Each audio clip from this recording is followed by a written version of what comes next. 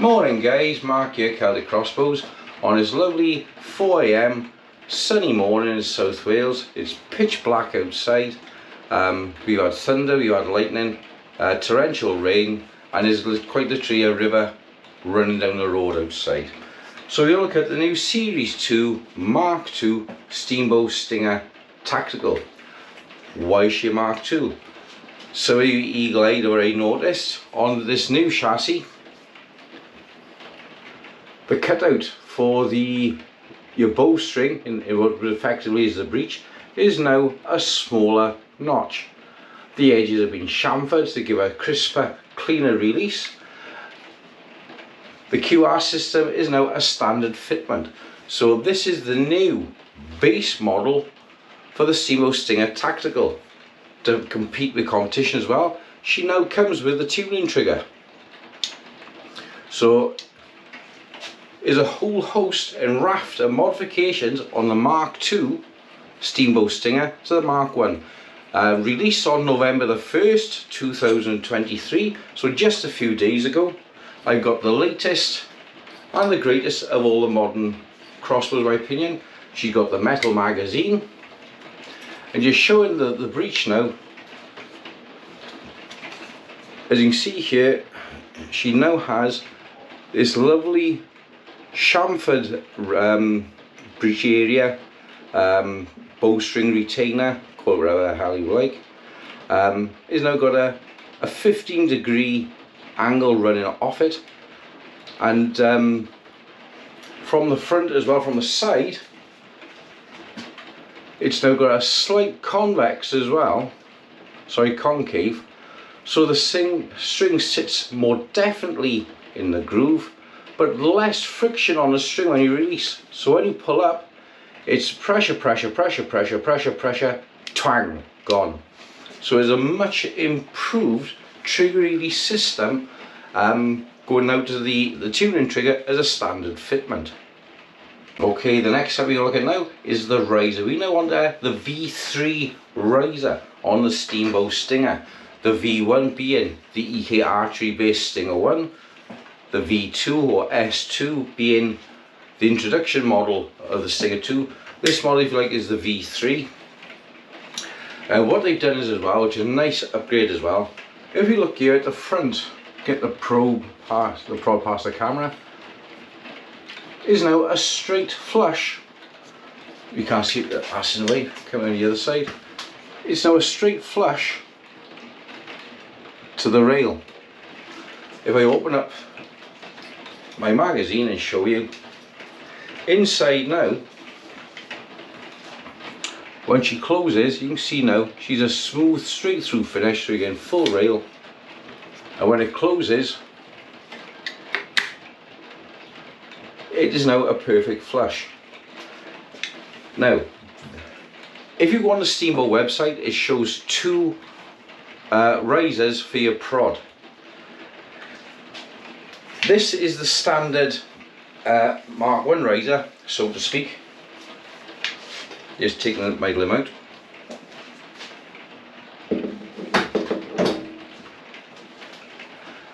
And this is the special edition riser.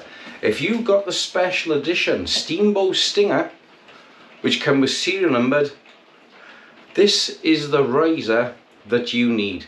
If we look on the top here, you will see it's like a small ramp system here running down the side. If your Steambow Stinger has a cutout in the front on the metal magazine, you will need this improved. It's not improved actually, it's a variation on the design. I'll say that, it's not an improvement, it's a variation on the design. We'll show you how it fits now. When it fits into your rail, sits in there, the margin's got the limb in place. When you close the magazine, it will not close. That's because on either side of the riser block or QR block is those two little ramps, there and there. Try to get better to the camera. There they are, there and there, that sits either side of the rail. So when you close it, it won't close. On the limited edition magazine, you come around the other way. On the limited edition magazine, this year was slightly raised so it would close. If you do happen to have these limited edition riser blocks, like I do, it's not the end of the world. You can still take your Dremel and quietly, or hacksaw, and this little ramper here, you can see better on this reflection here, just quietly grind 2 millimeters off either side and it'll work absolutely fine. So don't be alarmed, don't get upset, don't burst into tears. If you do happen to order the QR mount for the Steambow Stinger 2 metal magazine limited edition, these are the ones you need. If you've ordered if you're a new standard edition, you need the new riser limb. As you can see now, these are square, flush, straight off. So I bring them up side by side, as you can see the difference. So coming in close there. So I try to get them both on camera together.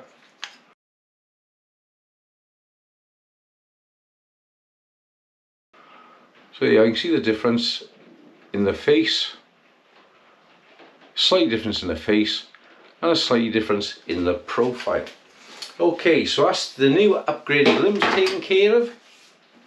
We've had a look at the new as standard tuning trigger. This is obviously now the new standard. So when you order your Steambow Stinger 2 now, the Mark II Series 2, make sure you're ordering the Series 2, or Series 2 Mark II I should say. The Series 2 Mark 1, the release Stinger 2, is still available, but that's got the closed-in riser, the old-fashioned style breech block, breech area. It'll still come with a single pull fixed blade trigger, and still come with a plastic magazine. Okay, and now we're going to look at the metal magazine. Okay then guys, so the first thing we're going to be attacking is the front laser. Like it or loathe it. Personally myself, I think it's a lovely little thing. Works great, I like it. It frees up one of your Picatinny rails, it gives you better position of the handle so you're not tied up on your space down by there, and it is adjustable in 2 planes. It is an ambidextrous switch. You either fit your switch so it's a thumb release on the right, finger off down, or you can flip the laser over and do it reverse. So if you're a southpaw, you can still use the laser the other way. But one thing I don't like with it is to change the batteries. Batteries run flat is a fact of life. To change the batteries, you have to slacken off your Picatinny rail on the near side, slacken off your bolts at the back, to take the battery out. When you take the battery out then and change the battery, you put it back in, you have to reset your zero again, which means you've got to waste in battery energy resetting your zero. So I think it'd be better if I had a plug-in permanently fixed battery, so you can plug a USB adapter into the back of the laser to charge it. I think it makes it a much easier, much simpler design. Gerard, if you're listening, or Gerald, if you're listening, if this was replaced with a USB rechargeable laser, because we got the one fitment on one side, you could have the port going in to plug it to charge it, and a simple on and off switch on the other side, and you won't have to then reset your laser and re-zero every time you change your batteries or take the magazine apart and lose your zero. Picatinny mounts, we got 4 of them, and 3 on the magazine, 1 on the chassis.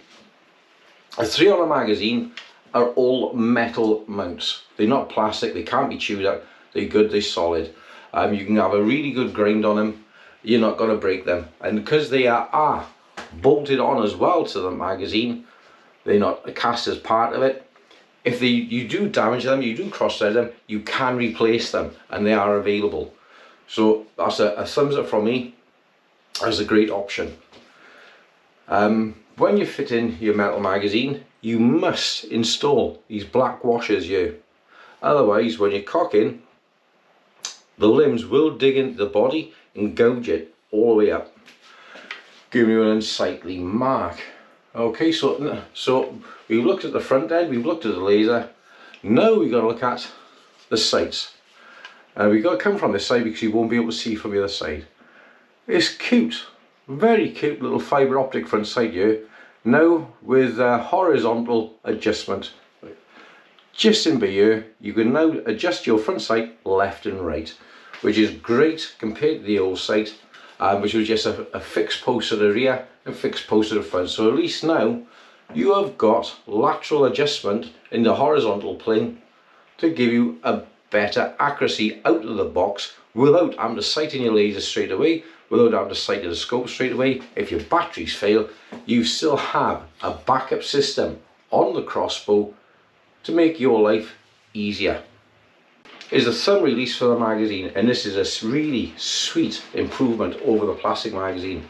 The plastic magazine, you got a nail release at the back, you pull it back and it pops the magazine. It also doubles as your rear sight on the Steambow magazine. Where this now, you have a replica rimfire style release. Press the button down to the bump stop here, which replicates, like I said, a hammer on the back, or a double hammer. You can also use this double as a lanyard as well. So if you've got a QR lanyard system, shoulder sling, you can put your QR sling now through here and hold it around your neck, so it's there ready to go. So you can have your shoulder sling on through the back here through using a QR release for your sling, and have it sat on your shoulder ready to go. So as soon as you crook, you're up, you can fire. So your hands are free. So if you think you're walking, you might fall, you might stumble, you can release your crossbow. It's got to sit around your neck, and you can fall and put your hands out, save yourself and save your weapon. If you're walking around with it and your instinct is to keep a hold of your weapon, you're going to face plant the ground, and the next thing you know, you're going to be spitting out teeth. Okay, we're going to look at this. I'm going to have a look at the sight picture now to give you my honest opinion. Shot field target for decades. Used to be ranked on top 100 UK. So we're going to have a look now. I'm going to look now to see what my thoughts are on the sight picture. Well, first of all, bring the stock out because I don't like a short stock. Okay, now with this stock and the cheek at this level, my eye relief is perfect.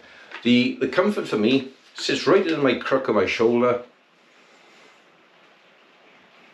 and I got two pointing options. You can either use the base of the blade for long range, so you got this little notch by here. You can line up your top rear posts.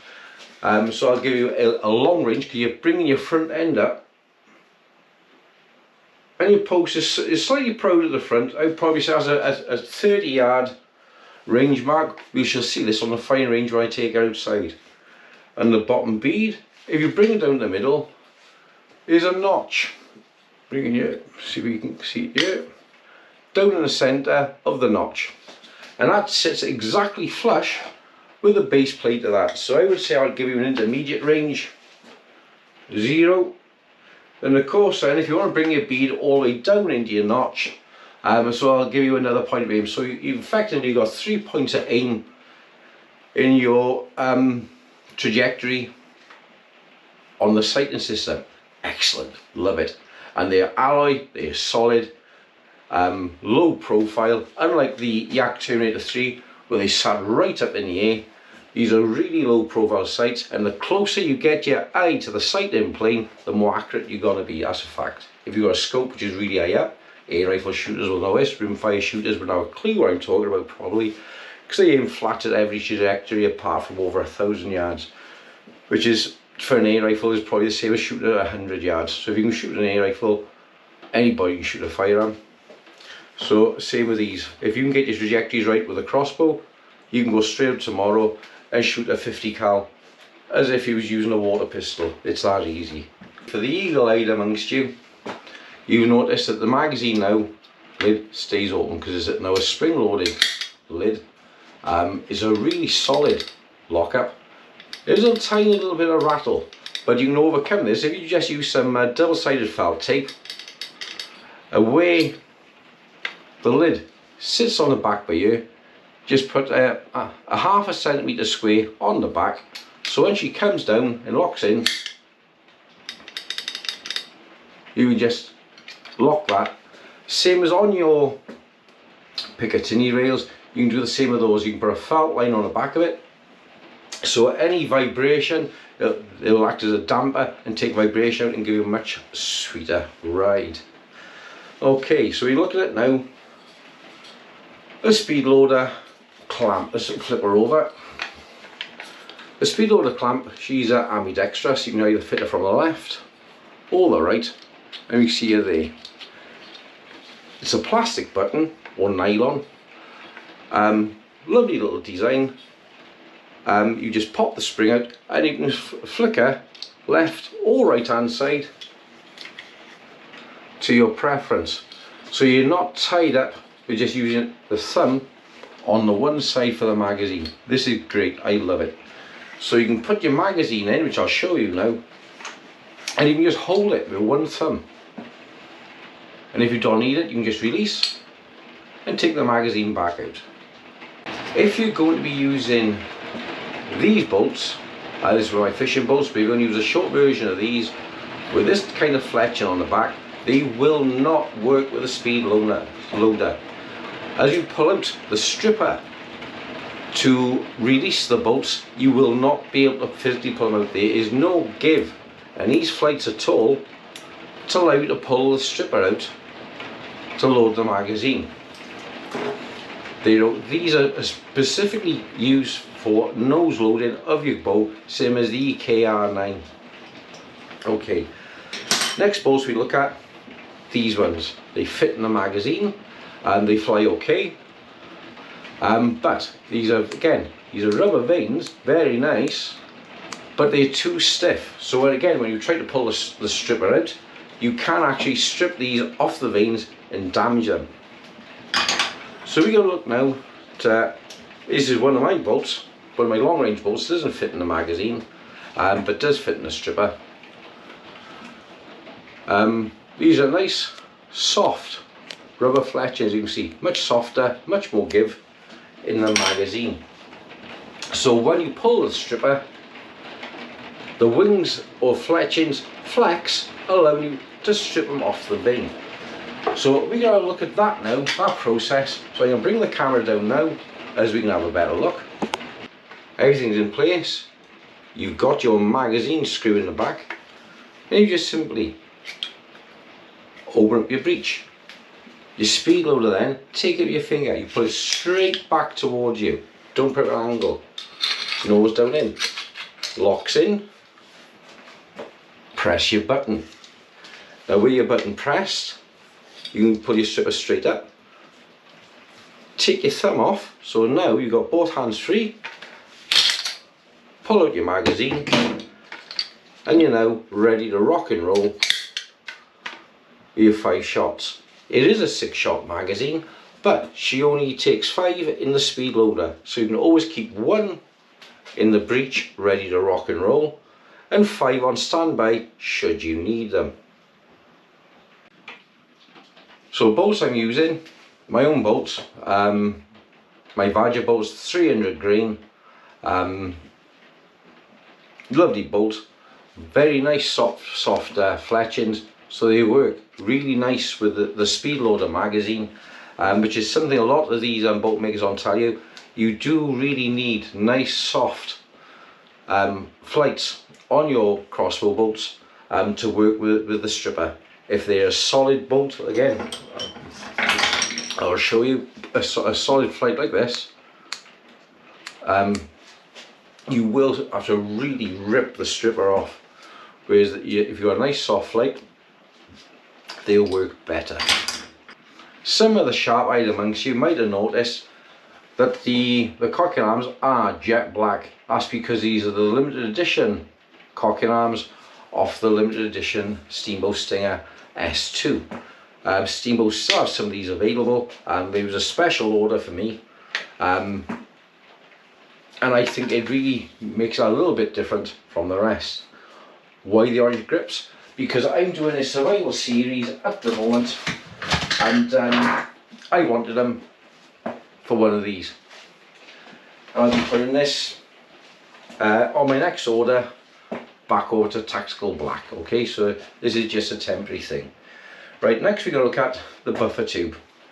I'm using a mil-spec buffer tube. I'm not using a standard buffer tube.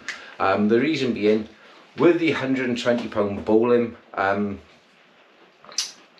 the extra weight up front with the magazine, etc., I wanted more weight back to the back end. It's a slightly thicker tube, and an original AR buffer tube I believe works a lot better. Which again brings it nicely to the stock. If I just pull out, you know, the Steambow, it is a genuine Steambow AR buffer tube.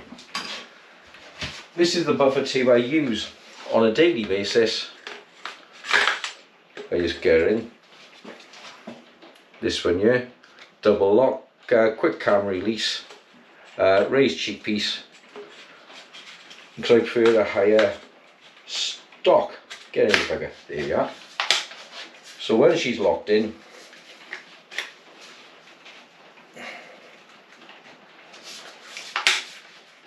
she's much longer in the shoulder, and for me more pointable in use. Okay, the next important thing, which I think is essential to a buttstock, is being able to lock it. With your standard AR buttstock, you can't lock your shoulder stock. For example, once you've got the length you want and is locked in, you can then double lock it to make sure she doesn't move. Why double lock it? Well, quite simply, if you're moving through bush or jungle or anything like that, you can catch easily this kind of lever action stock adjuster quite easily. And when you're on target, you could snag it on your backpack or something like this, and you can lose your zero and lose the shot. There's something you don't want.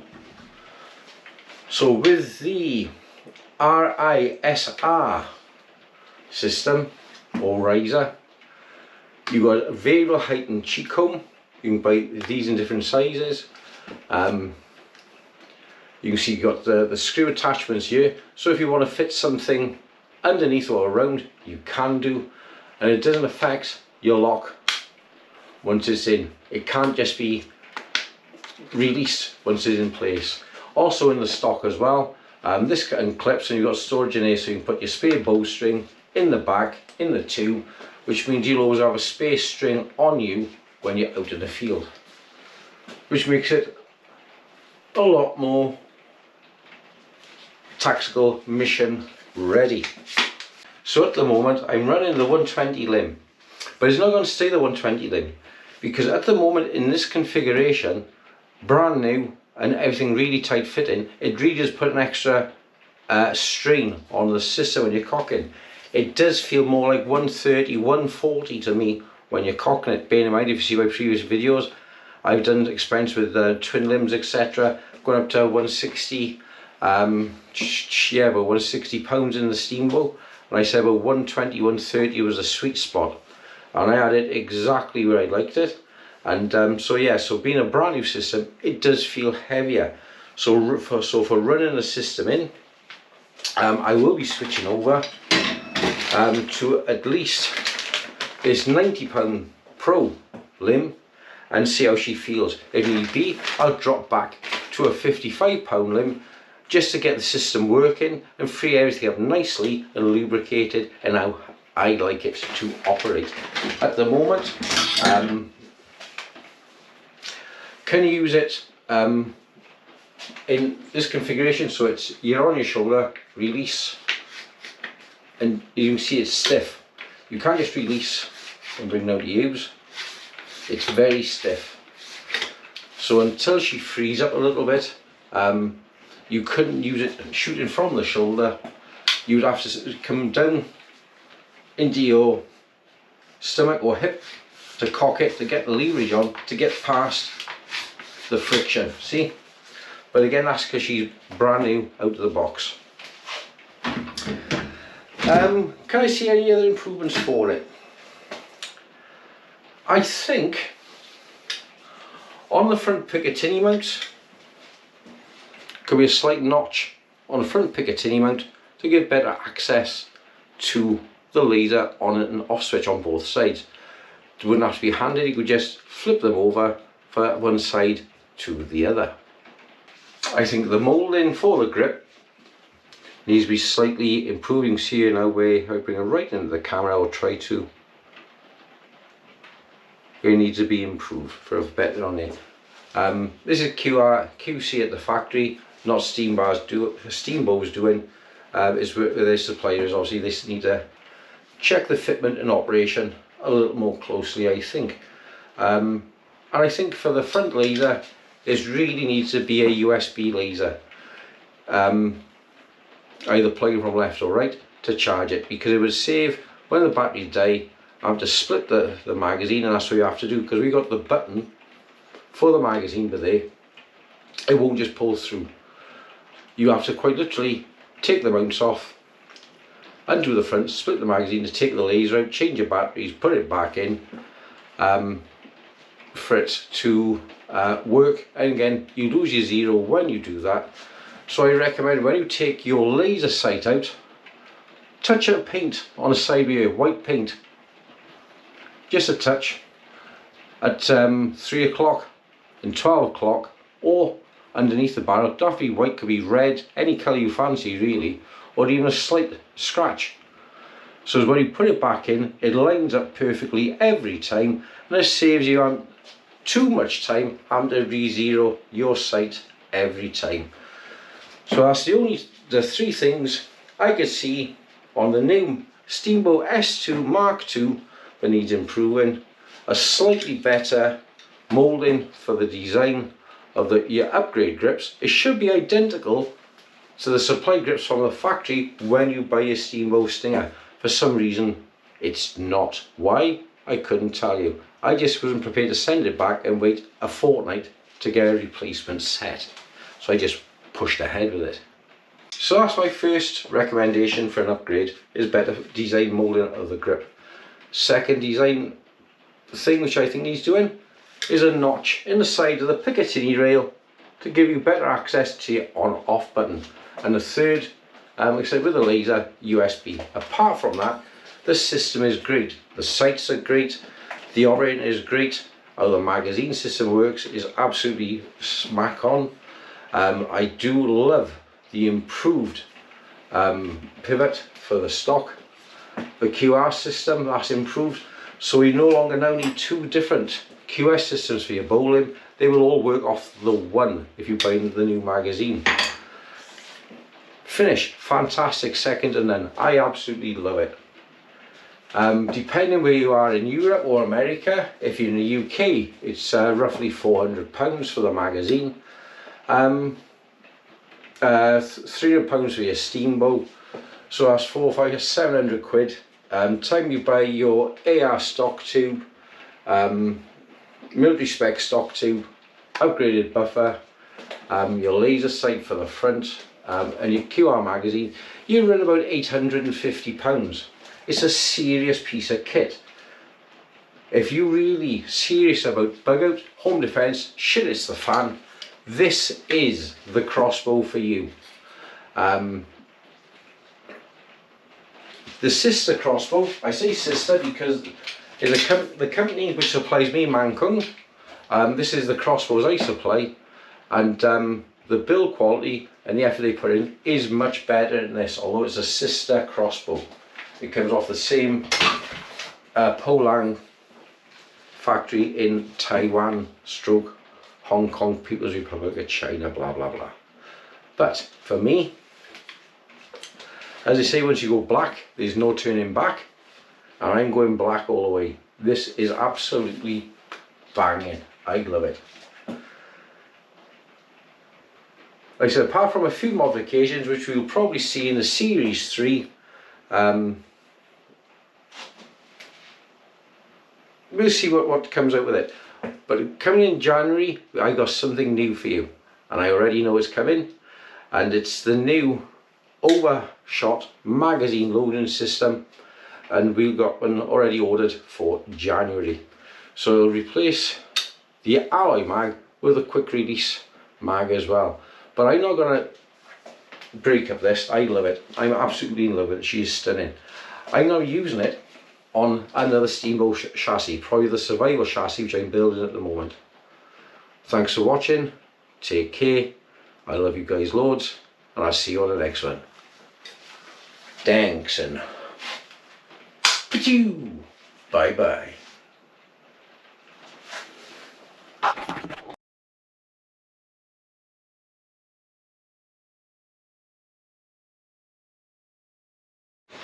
Okay, so here we are. You're out and about. You release your lid on your magazine. Bop. You're now holding your stock. Pull out and drop your fucking bolts everywhere.